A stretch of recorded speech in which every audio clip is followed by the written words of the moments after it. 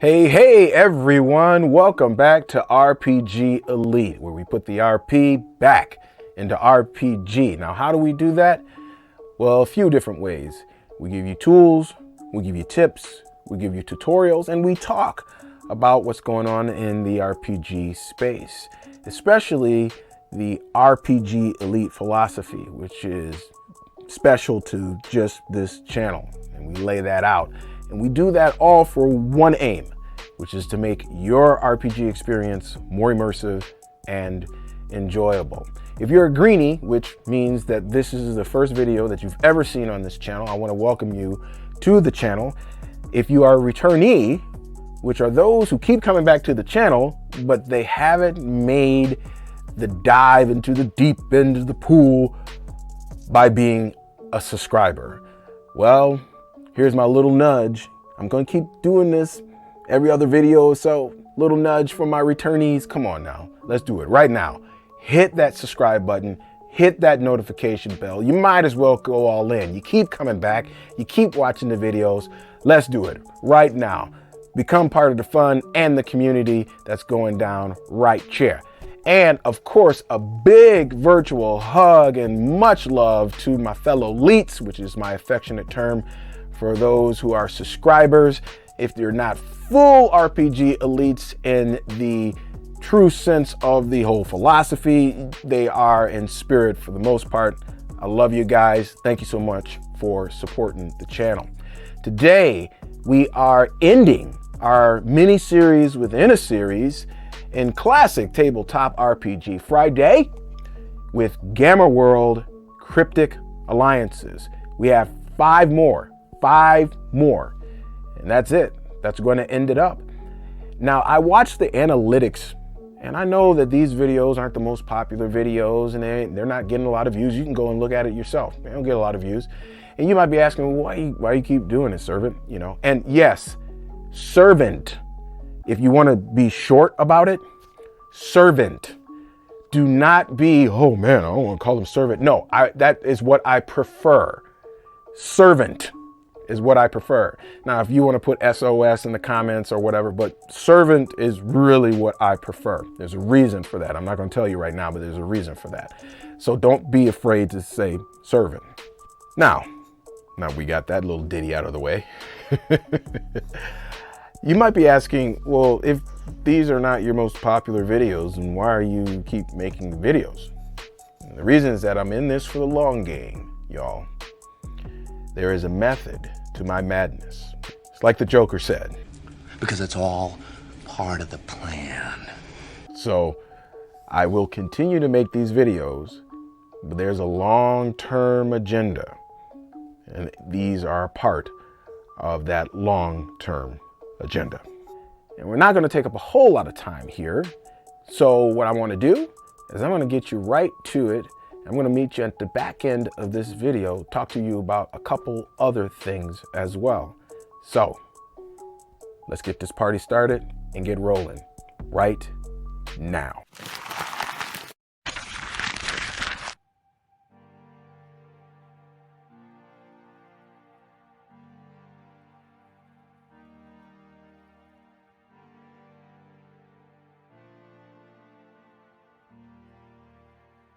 This cult, open only to androids, believes only machine-created life, like androids or cyborgs, robots, computers, is worthy of continued survival in the new world.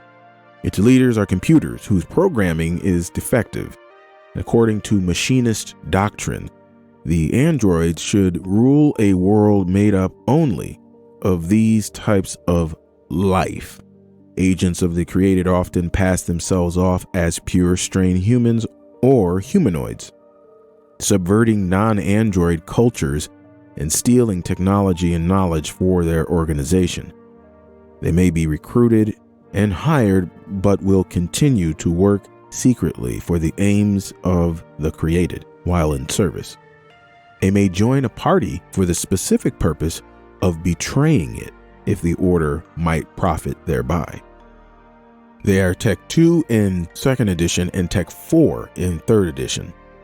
Their secret symbol is a clenched fist raised shoulder high, Meeting places are indicated by an ancient civil defense symbol. Traditional created believe natural life forms are inferior, but should not be actively harmed or destroyed. This applies to entire races and natural life as a whole. Individuals are rarely of any significance. In some instances, a group of people or animals are able to form a cautious alliance with traditional created. Reformed created believe all sentient natural life forms are a threat to their supremacy. They destroy them whenever possible. However, sometimes the logic of the situation dictates letting a natural life form live to further a more important plot or goal. PCs cannot be a part of this cryptic alliance in any edition of Gamma World, so GMs, time to go ham. This one's for you.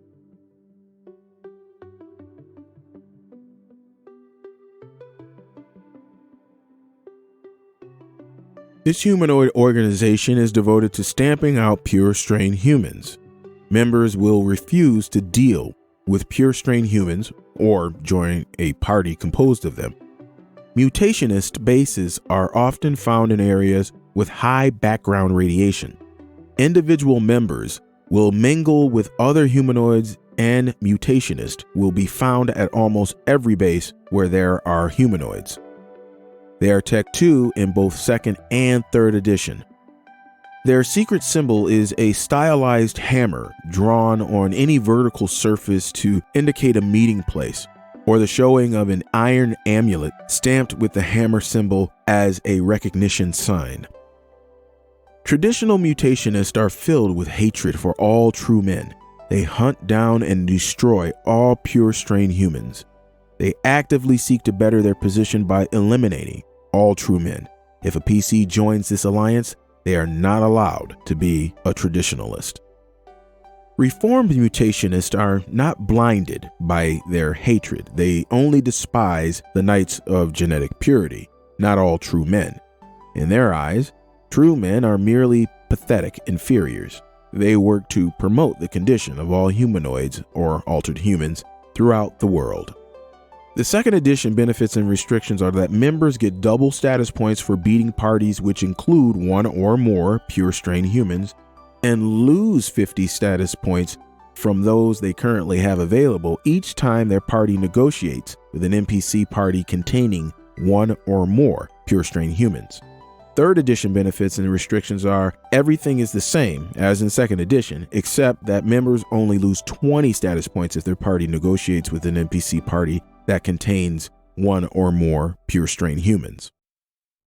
In 4th edition, members are able to buy a Tech 4 or Tech 5 weapon from the Alliance at a 50% discount. They must purchase the weapon as part of a plot against the Knights of Genetic Purity or some other significant threat to mutant kind. They are eligible for a 100 XP bonus times their current level each adventure if they prevent a serious threat to mutants or mutant kind, or if they cause the Knights of Genetic Purity trouble. They must stop any threat to mutants, in particular any activity of the Knights of Genetic Purity. They really don't like these guys. If possible, they must promote the condition of mutant kind. Think X-Men Gamma World style, except these cats are a little bit more belligerent.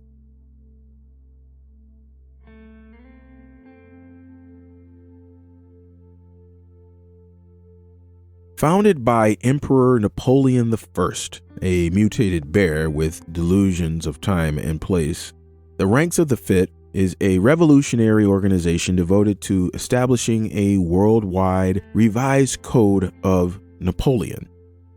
Their doctrine is an odd mix of Mein Kampf, Animal Farm, and the Age of Napoleon, which members believe to be a biography of their founder.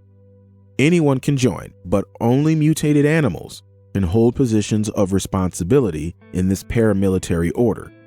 Their armies are mostly armed with bows, spears, and muskets, but each independent corps of 500 troops will have some mini missiles, micro missiles, or other heavy weapons of the past.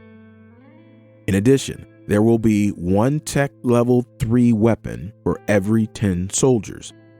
The Bonapartist successful military machine has helped them extend their rule over large areas, including a number of important city-states. The organization's members can't be recruited or hired without their superiors' permission, and it also depends on the nature of the service. They are Tech 2 in both 2nd and 3rd edition. They have no secret symbol. Members wear a tricolor cockade to identify themselves, and groups carry a tricolor banner with a gammadion superimposed in the white part of the field. Traditional ranks of the FIT members believe the military must serve the common good of the people. They want to conquer the world so they can establish a government where the military and civilian elements rule equally. Animals are, of course, predestined to rule the military half of the government. Reform members hate humans. They want to crush all human resistance and establish a supreme military government with humans as slaves. Mammals would be more important than other animals in this new scheme. 2nd edition benefits and restrictions include members who get 200 status points times the rank of the recruit for each character they recruit into the ranks of the FIT. They get double status points for each weapon artifact that they turn in. In 3rd edition, everything is the same as in 2nd edition, except members get only 20 status points per new recruit per level of the recruit. In 4th edition, enforcers get a +3 combat leadership bonus. All character types get to add +3 to the morale rating of anyone they are leading. Their troops will tend to hold loyalty to them and be more courageous in battle with them around. These bonuses cannot be used on other PCs. They get a 100 XP bonus times their current level once per adventure if they participate in a military action of some sort with NPCs. Members must belong to an army or military organization at all times. If ousted from one, the alliance member must immediately seek to join another.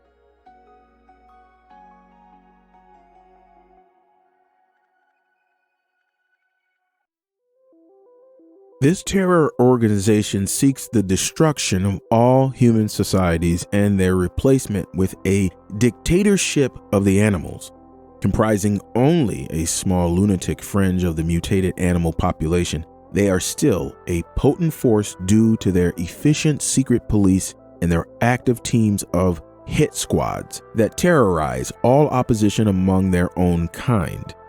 Several mutated animal societies have been taken over by them. Their bitterest enemies are their fellow mutated animals in the ranks of the FIT.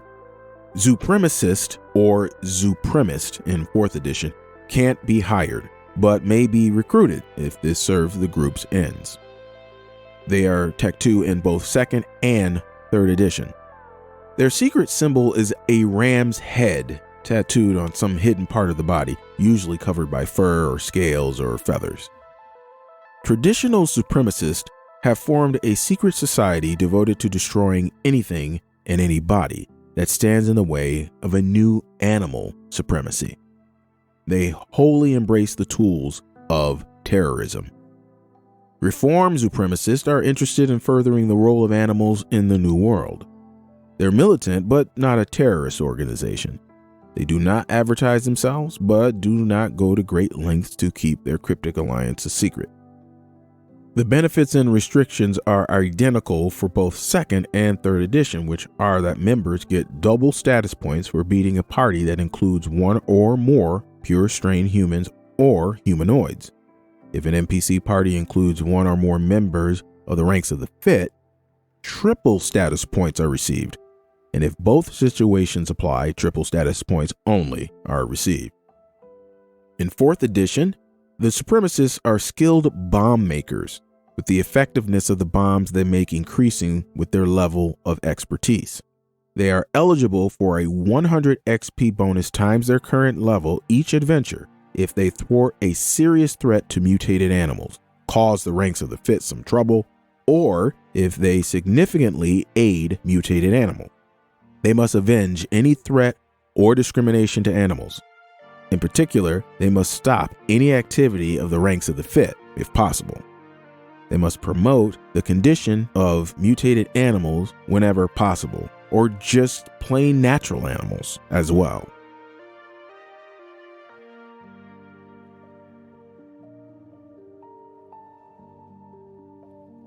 This cryptic alliance is only found in 4th edition Gamma World. It is a splinter group of the Restorationists.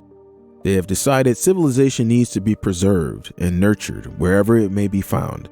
They travel to villages and towns to help improve their standard of living, offering education, updating infrastructure, and improving public works. They will do this even if the village does not want it or cannot be persuaded to accept their help. Armed guards oversee the construction of protective walls. Buildings and homes are leveled and replaced with more modern equivalents. A year later, the brigade returns with an armed force and extracts a tax from the citizenry.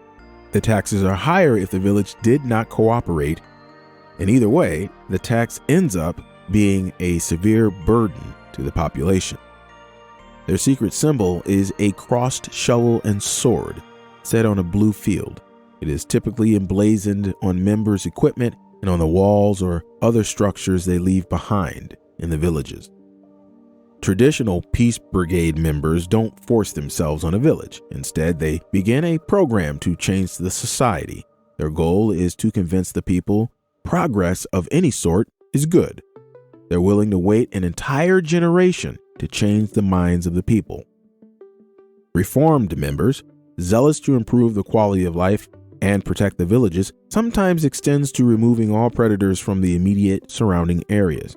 They might force the people to live in underground dwellings, the ultimate indefensible positions. They go to extremes when determining how best to protect a village.